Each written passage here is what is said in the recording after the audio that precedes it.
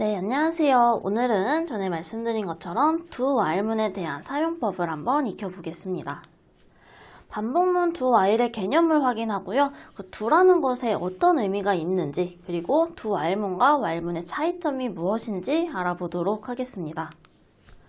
프린트 F문을 활용을 함으로써 실행의 흐름을 한번 확인을 해보고 두 while문과 while문의 차이점을 알 수 있을 거고요. 팩토리얼 계산을 하는 코드를 작성해서 팩토리얼을 한번 결과를 얻을 수 있도록 코드를 해볼 거고요.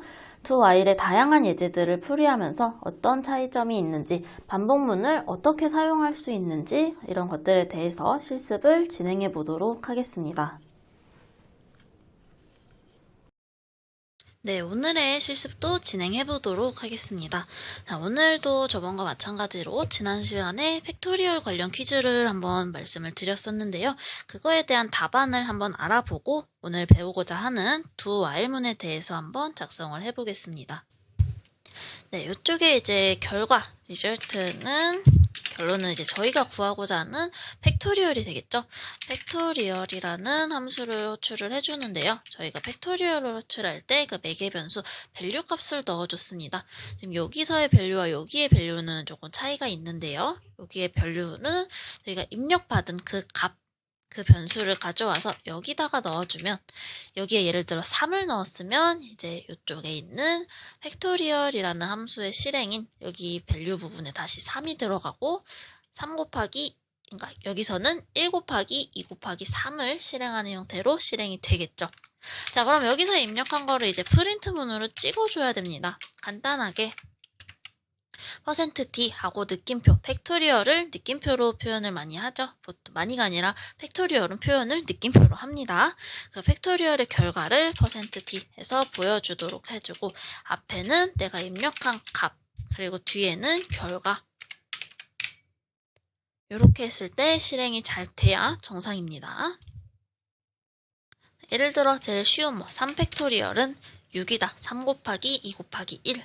그리고 4팩토리얼은 24. 이런 식으로 동일하게 실행을 해서 확인을 하실 수가 있겠습니다. 자, 그럼 여기 부분 또 이제 주석으로 막아두고요. 다시 오늘의 두 while문 예제 한번 진행을 해보겠습니다. 8번 예제 파일을 만들어 두고요. 제가 이제 6차시, 7차시 2개 정도는 계속 이제 만들어 놓고 했었던 것 같은데, 이번에는 또 깜빡해가지고 이렇게 만들면서 진행을 하고 있습니다. 파일을 만드셨다면 이제 지난번에 저희가 31번으로 끝났네요. 예제 32번으로 시작을 해보도록 하겠습니다. 자, 여기서도 이제 비슷한 겁니다. 횟수마다 그 값을 누적하는 거를 했을 때 두 while문은 어떤 특징을 가지고 있는지 한번 알아보겠습니다. int count, count는 1, 그러고 sum은 0이라는 값을 넣어주고요. print f, count의 값 %d이다. 그리고 sum의 값도 %d이다. 줄도 내려줘 라고 입력을 하고, 앞에 count 여기 서식 문자 자리에는 count 하고 sum에다가는 sum을 각각 넣어서 출력을 해줍니다. 그렇게 했을 때 do라고 씁니다. 저희는 이제 do while문을 제작을 할 거기 때문에 do가 먼저 나오게 되고요. do 옆에 중괄호 열어주시면 되겠습니다. sum 플러스는 count해서, 네, 이거는 이제 너무 잘 아실 것 같습니다. sum은 sum 플러스 count라는 얘기이고요. do는 말 그대로 이제 실행이라는 의미가 되겠죠. 이 안에 있는 거를 일단 너가 무슨 조건을 세울 거든지 나는 모르겠고, 일단 여기 있는 명령어를 실행해 라는 게 이 do하고 중괄호 안에 있는 내용이 되겠습니다. count 플러스 3 해주면은 이제 count는 3씩 값을 증가를 시켜주겠다라는 거고요. 여기 동일하게 count와 sum의 값 헷갈리지 않게 계속 출력하면서 확인을 해보도록 넣어줄게요. 자, 그리고 여기 do의 중괄호가 끝나는 자리에 while을 적어주시고, 여기에다 이제 조건을 적어주시는 겁니다. 그 count가 10보다 작을 때에만 이 안에 있는 거 이제부터 실행해. 한 번은 그냥 실행하는데 그 다음에 2회차부터는 내가 적은 조건식에 해당할 때에만 실행을 해 라고 하고요.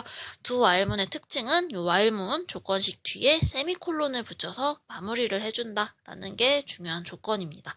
자, 이렇게 하면은 이제 카운트가 3씩 증가를 하기 때문에 처음에 1, 그 다음에 4, 7, 10의 순서로 진행이 될 겁니다. 그런데 10은 포함이 되지 않는데요. 10 미만일 때 하기 때문에 포함을 하지 않지만 얘가 실행 순서와 관련해서 어떤 결과를 출력하는지를 한번 확인해 보시면 좋겠습니다. 출력문을 찍은데요. 조금 구별을 할 수 있게 여기다가 이제 do while and 라고 적어준 다음에 결과를 한번 확인을 해 볼게요. 32번 예제 실행해 보겠습니다.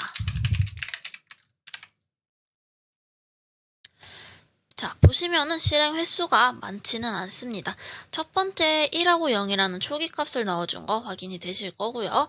두 번째 실행을 하게 되는데 썸에서 지금 3을 증가시켜 줬습니다. 그렇기 때문에 썸은 4 그리고 카운트는 4 그리고 썸은 1 더해준 게 저장이 될 거고요. 쭉쭉 명령대로 실행을 하다가 10이 됐을 때는 나옵니다. 왜냐하면 저희가 지금 프린트문을 출력하는 순간이 카운터의 숫자를 증가를 시킨 다음에 출력을 하고 있기 때문에 증가가 된 값이 보이기 때문에 10이 나옵니다.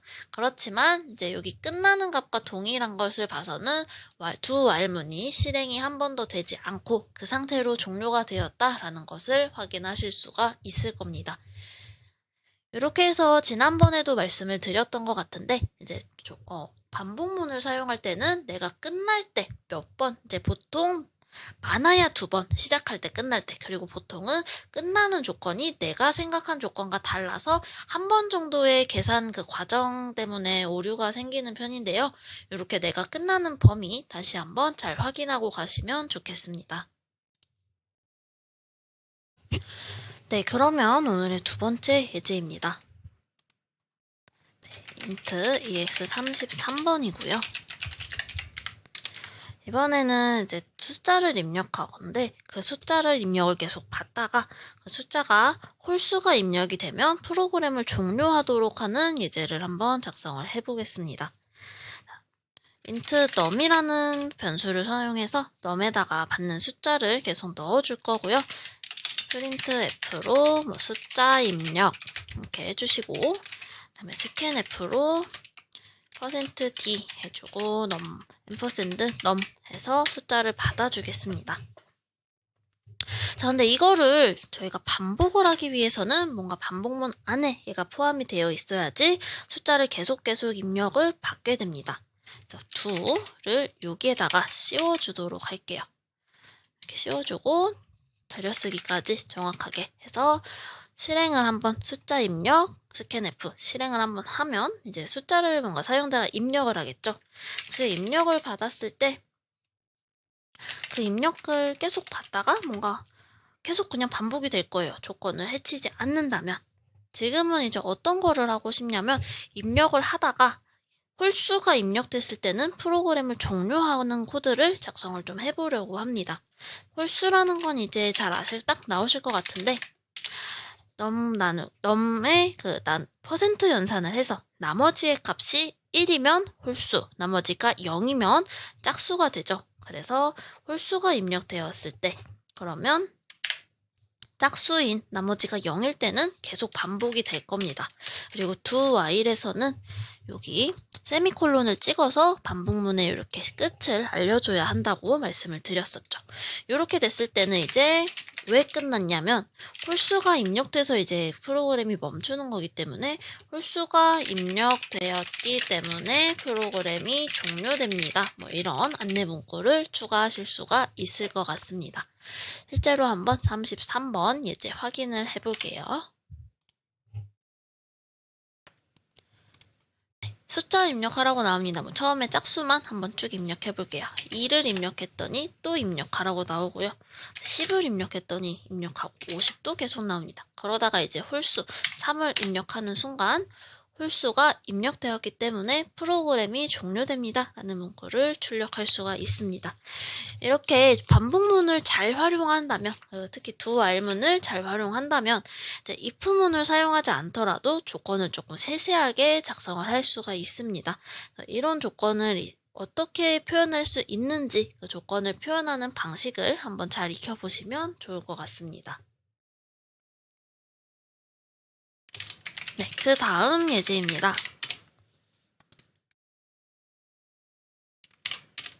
네, 이번에는 팩토리얼을 do while문을 사용해서 계산을 한번 해보려고 합니다. 저희가 팩토리얼 같은 경우는 바로 이전에 그리고 계속 확인을 했었고 오늘도 실제로 이제 어떻게 메인문에서 이 함수를 호출해서 사용할 수 있는지 체크를 했었는데요. 다시 한번 지난번에 했던 걸 복습을 하자면 i라는 초기값을 줬었습니다. 저희가 지난 차시에서는 while문을 사용했었기 때문에 i의 값을 주어줬었고요. 그 i의 값을 점점 늘려가면서 구하고자 하는 팩토리얼의 값과 i의 값이 동일할 때까지 계속 곱해주는 방식을 사용해서 팩토리얼을 구했습니다. 자, 이 방법을 동일하게 어차피 팩토리얼을 계산하기 위해서는 동일한 계산 과정이 필요하기 때문에 동일하게 계산 과정을 적을 거고요. 자, 여기에서 그래서 이번에 팩트라는 변수와 결과를 저장할 리절트의 줄임말로 많이 사용하는 res라는 변수를 선언을 해주겠습니다. 프린트 문으로 팩토리얼 계산할 숫자를 입력해 주세요. 이런 식으로 프린트 문을 출력하시면 될 것 같고요. scanf 사용해서 입력값 받아와서 팩트라는 함수에 저장을 하겠습니다. 팩토리얼 값을 저장을 할 거고요.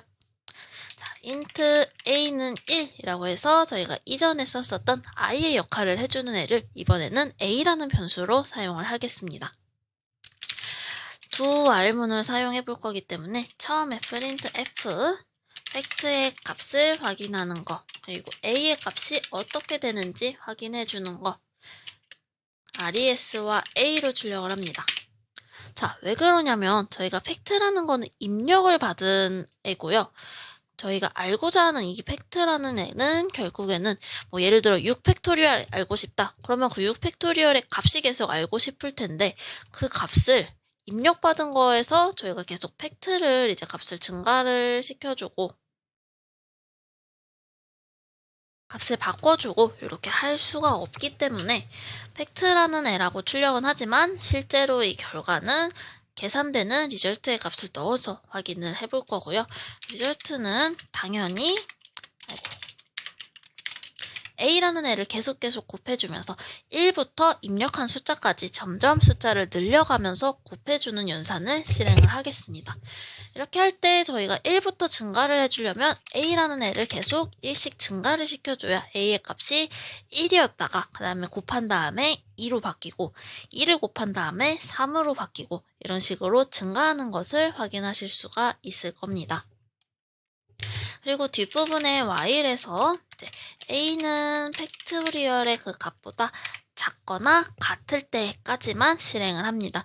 예를 들어 6팩토리얼을 구한다면 a가 6일 때까지만 실행을 해줘야 되는데 뭐 5일 때까지 실행한다던가 아니면 넘어가서 7일 때 실행을 하거나 이런 식이 되면 안 되겠죠. 자, 그러면 이렇게 while문이 끝났을 때 결과는 프린트문으로 출력을 할 수가 있겠죠. 저는 보통 이렇게 구분선을 넣어서 출력하는 거를 조금 선호하는 편인데요. 내가 원하는 지점에 구분선을 넣어서 혹시 또 구분선의 제목이 필요하다면 뭐 이렇게 계산, 결과 혹은 뭐 내지는 while 종료 이런 식으로 구분선과 뭐 태그 이런 것들을 사용을 해서 아 내가 지금 찾고자 하는 그 결과값이 여기에 있구나 하고 결과를 출력창에서 바로 확인할 수 있도록 구분선을 많이 사용하고 있습니다. 그렇게 했을 때 저희가 알고 싶어하는 값은 결국에는 그 팩토리얼의 값이죠. 그래서 %d 팩토리얼은 그냥 뭐 느낌표로 할까요? 너무 동일한 것 같아서 조금 변경을 하려고 했는데 이게 제일 사실 가독성이 좋을 것 같습니다. 팩토리얼의 결과는 뭐 %d이다. 여기에서는 앞에 부분에는 팩트라는 게 들어가면 될 거고요. 뒤에는 res를 넣어주시면 되겠죠. 네, 한번 실제로 확인을 해보겠습니다. 34번 예제이고요. 자, 이렇게 팩토리얼 계산할 숫자를 입력해 주세요 라고 저희가 새로 작성한 코드의 입력 프린트문이 나왔습니다. 4 팩토리얼을 했더니 처음에는 1 그리고 두 번째로 2가 됐고요. 2에서 다시 3을 곱해서 6이 되고 그리고 6, 4에서 출력은 안 됐습니다. 왜냐면 이번에는 출력문을 위쪽에다가 넣었기 때문에 출력이 먼저 되고 계산을 해주는 방식이었습니다. 그래서 결과는 24가 나왔지만 이 윗부분에서 확인할 수가 없었는데요. 만약에 이 위에서 확인을 하고 싶으면 이 프린트문의 위치를 값을 증가식 곱해준 뒤에 A 풀풀보다는 위에 있어도 괜찮습니다. 이렇게 되면 또 A의 값의 출력이 조금 변화가 되겠죠. 원하는 적당한 위치에 프린트문을 이렇게 찍어주면서 실제 다시 4 팩토리얼을 했을 때 이번에는 A의 값이 5까지 증가하는 것을 확인할 수가 있습니다.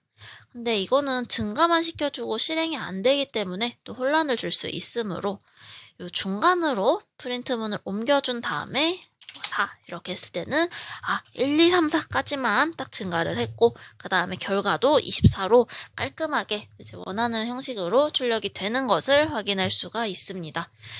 이런 식으로 프린트문의 위치를 어느 지점으로 해야 하는지를 조금 같이 확인을 할 수 있으면 굉장히 좋을 것 같습니다. 자, 그럼 저희가 지난번 7차 시와 8차 시에서 이제 while문에 대해서 배웠었고요.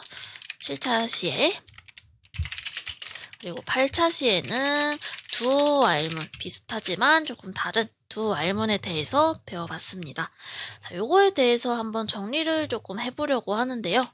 while문 같은 경우에는 첫 번째로 초기 값이 필요합니다. 예를 들어 int i는 1로 하겠다, 내지는 0으로 하겠다. 이런 초기 값이 while문보다 위쪽에 반드시 선언이 되어 있어야지 오류 없이 while문에 진입을 할 수가 있고요. 그 다음에 바로 while이 나오죠. 이 중간에 뭔가 명령어가 들어있을 수도 당연히 있습니다. 명령어가 중간에 있다면 그 명령어를 수행하되 이 while문 안에서 사용하는 변수의 값이 위에서 반드시 while문이 나오기 전에 초기화가 되어 있으면 사용이 가능합니다. 여기다가 이제 조건식이라는 애를 적어주는 구조였고요. 중괄호 열고 닫고 여기에 이제 명령어를 작성을 하게 되겠죠. 예를 들어 명령어에는 꼭 한 줄만 들어가는 게 아니라 조건을 조금 세세하게 해서 그 조건 속에서 한 번 더 조건을 좀 구분을 해서 예를 들어 짝수이거나 배수이거나 아니면 원하는 값보다 작을 경우에만 어떠어떠하게 실행을 해라. 이런 식으로 확인이 가능할 것 같고요.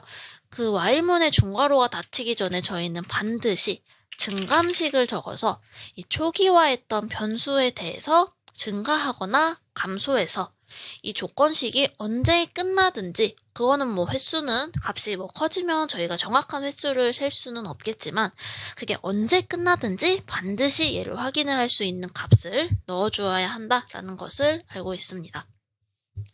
증감식을 적어주셔서 꼭 일식 증가 감소가 아니어도 나는 좀 복잡하게 나누기 3을 한 거에 더하기 1을 한 만큼씩 증가시키겠다. 당연히 가능하고요. 그런 증감식을 통해서 조건식의 범위 그리고 내가 이 반복문을 몇 번 할지 실행을 해주면 되는 게 7차 시에서 배웠던 while문이라는 반복문을 사용하는 방법이었습니다.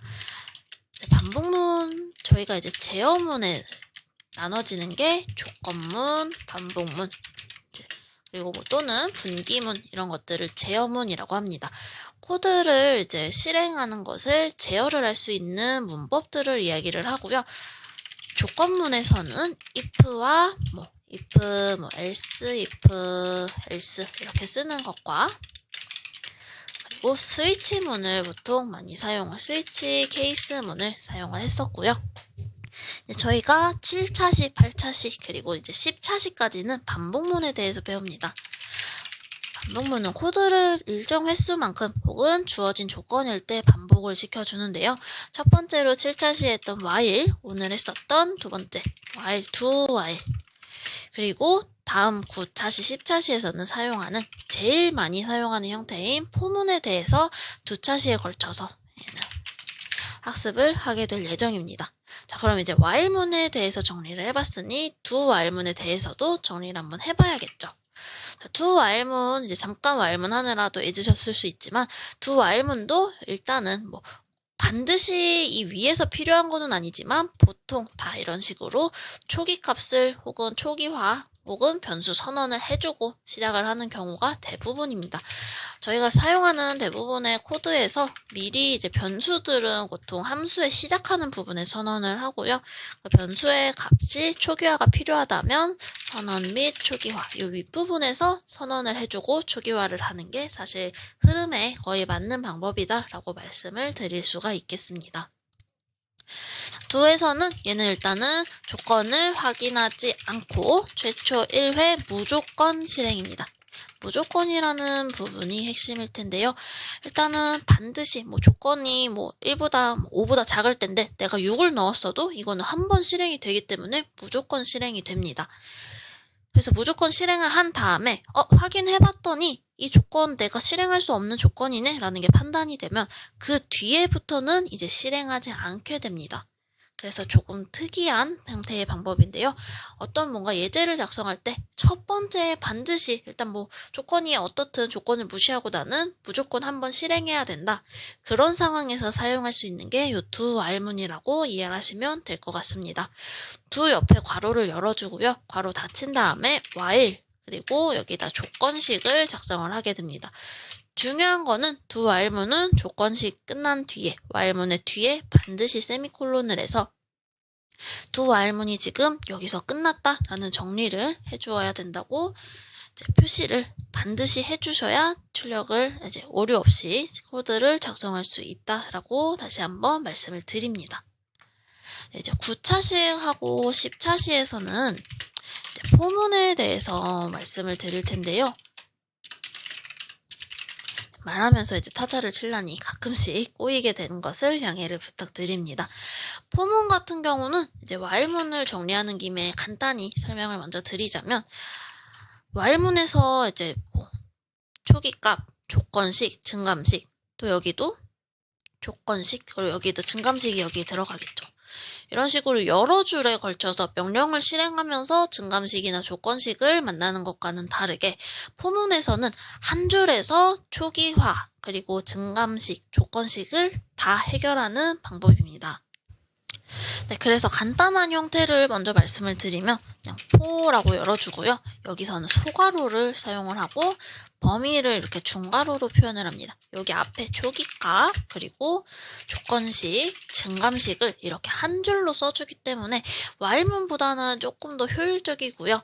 조금 더 간략하게 어떤 경우에서는 조금 더 어렵게 표현이 될 수도 있겠지만 여기에 이제 명령어 조금 더 간단하게 표현을 할 수도 있습니다. 대부분의 이제 뭔가 사용을 하실 때 while문으로 표현이 가능한 거는 포문으로도 표현이 가능하고요. 포문으로 표현이 됐다면 그거를 while문으로 수정이 가능한 게 보통의 경우입니다. 그렇기 때문에 뭔가 포문을 공부할 때는 while문 예제를 검색하셔서 그 while문 예제를 포문으로 바꿔보시는 연습을 하는 게 좋을 것 같고요. 포문을 조금 이제 익혔다. 근데 나는 while문이 좀 약하다. 그러면 포문으로 표현된 예제를 while문으로 바꾸는 것처럼 그런 연습을 많이 해보시면 상당히 도움이 될 거라고 생각을 합니다. 네, 그래서 오늘의 실습은 여기서 마무리를 하고요. 다음 실습부터는 이제 포문에 대해서 한번 다루는 시간을 가져볼 예정입니다. 네, 오늘의 실습 마치도록 하겠습니다. 네, 이번 시간에는 do while문의 구조에 대해서 해보고 간단한 예제를 풀이를 해봤습니다. do while은 처음에 do라는 거 옆에 중괄호가 열리게 되고요. 명령어를 중간에 적어주면 while문에 걸리는 조건이 어떤 조건이든 무조건 한 번은 실행하는 문장이다 라고 이해를 해주시면 되고 do 중괄호가 닫히는 지점에 while과 함께 조건식이 제시가 됩니다. 이 조건식이 참이 아닐 때에 밖으로 탈출을 하게 되고요.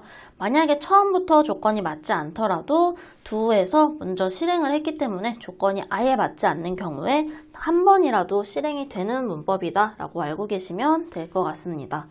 그리고 while 조건식 옆에는 항상 세미콜론을 꼭 붙여줘야 한다라는 것을 반드시 기억을 하셨으면 좋겠고요. 그 다음에 각종 제어문, 조건문부터 저희가 이제 반복문, 조건문에서는 if, else, if, else, 그리고 스위치 케이스라는 문법에 대해서 사용을 했었고, 저희가 지난 차시와 이번 차시에 했었던 while, 그리고 do while, 그 다음에 다음 차시에 진행할 포문에 대해서도 간략히 설명을 하면서 정리해보는 시간을 한번 가졌었습니다.